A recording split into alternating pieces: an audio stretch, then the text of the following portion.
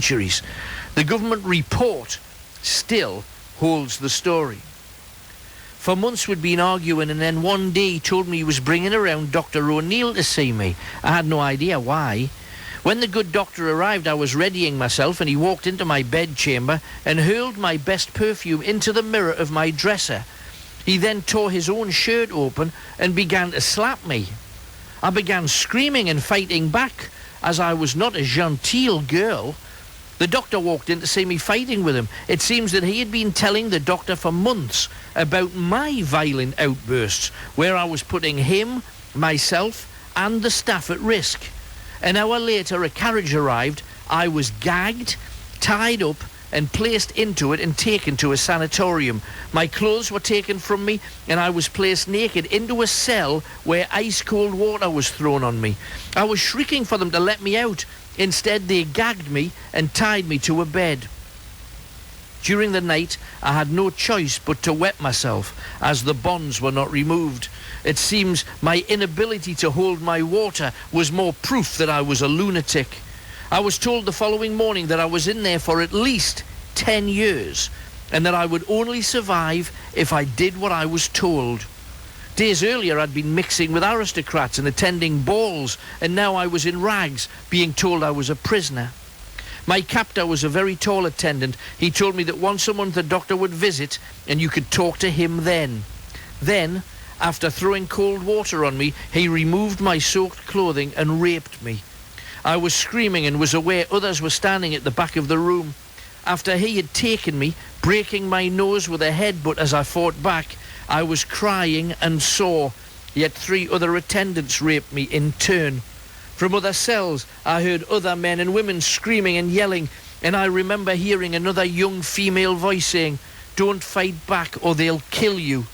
They've done it before." This was just the beginning, for it became almost a daily occurrence, and when it was not being forced upon me, I heard others, including young boys, being assaulted too. Then the doctor arrived, and I explained to him what had happened and demanded that he took action against my attackers. He said that he first had to examine me and ordered me to remove a dark brown gown. I stood naked before him, and he could see the bruises, handprints, scratches and bites on my body. My nose was now off-centre and still very painful. He jerked it and tried to centralise it, and I passed out with a pain. To my horror, when I woke up, the doctor was raping me. No nightmare could possibly be as bad as my life had become. I'd been moved from a member of elite society to a disgraced creature of no value, to be used and mistreated by the scum that worked there.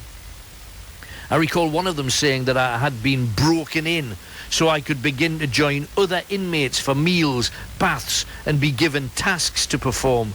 This included cleaning out the cell commodes, washing floors, cleaning clothes, sewing, and even repairing the damp and crumbling shell of the building. I'd hoped that this would allow me a little more safety to avoid the assaults of the staff. Instead, a number of the rather more disturbed inmates began to rape me too. At first, I tried to fight back. I even blinded one man in an eye with my fingernails. This led to my hands being shackled behind my back, making it easier for me to be raped and taken against my will. I was made pregnant in total 17 times. Another inmate, an older woman, took the babies from me using a long knitting needle that had been made scalding hot over kettle steam. Twice I almost died with infection and illness.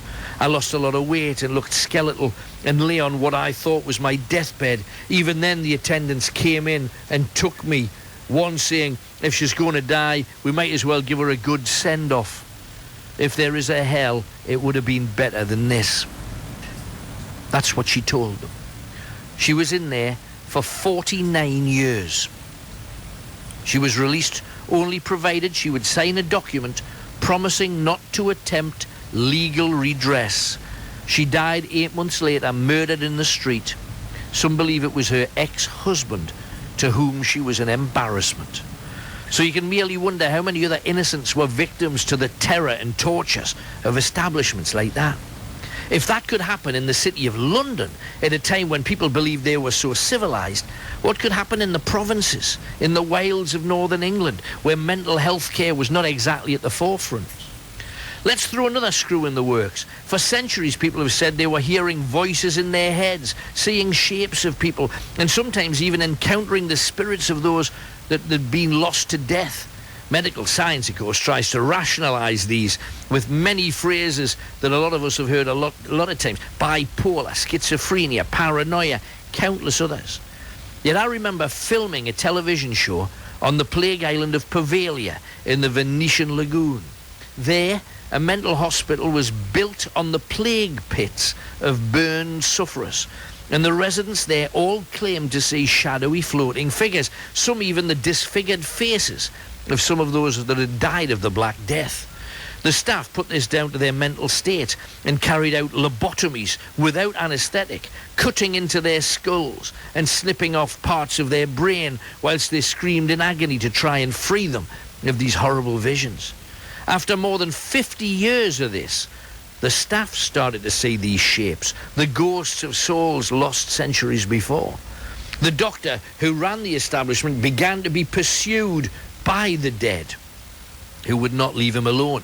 He was chased up into a church tower and from there leapt to his death. With all of the angst and torture and torment in any mental hospital, imagine if that tortured energy attracted the spirits of the dead. What if these voices they heard were real, whispers from the other side of life's divide? What if these figures who talk to them are the ghosts of the dead and their experience is genuine rather than psychological? Because if you speak to anybody who's worked in homes for the elderly, hospitals or mental hospitals, most will readily admit that they had witnessed ghosts and in many cases had even watched the soul or spirit of dying people leave their bodies. Could many of these people be possessed with the spirit of others living again through them? Not far from Leeds, there's the shell of an old 17th and 18th century mental hospital, where there have been many sightings of ghosts. More commonplace, you hear the screams, yelps and whispers of the old inmates who still seem trapped in the place, even though these spirits have been freed by death. Yet still they appear tied to the place that had become their prison. Once again, many innocents had been placed there and had been abused, assaulted, even murdered. Troublesome inmates often suffered an overdose of drugs given to calm them, often on purpose. It seems these sanatoriums were a place where there was no law, no justice, only a regime where torture and abuse was the horrific norm. Imagine you were sharp-minded, intelligent, and completely in control of your emotions, trapped by brutes who sought to hurt and sexually assault you, and also be surrounded by the genuinely mentally ill. This must be far beyond anything we can comprehend. So instead, what would it feel like to have been a sane person? A sane person in a wheelchair, placed into a sanatorium by a family who just wanted rid. I regressed a lady, and that's exactly what happened to her.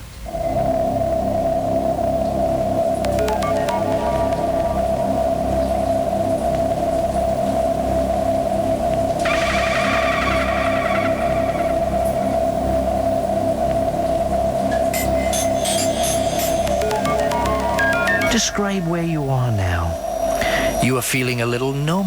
What can you see around you where you are? I'm in the dark. You're in the dark. Can you make the shadows of things in the darkness? Are you outside in the dark, or are you inside in the dark? Inside. You're inside. What kind of room is it that you're in? Is there furniture in that room? There's beds. Describe what you can see. Look right around that room in your mind's eye and tell me everything that's in there. What can you see? I feel funny. You feel funny? Yeah. Do you feel stressed? No, I feel like I can't control me. You feel funny and you feel that you can't control yourself? Yeah.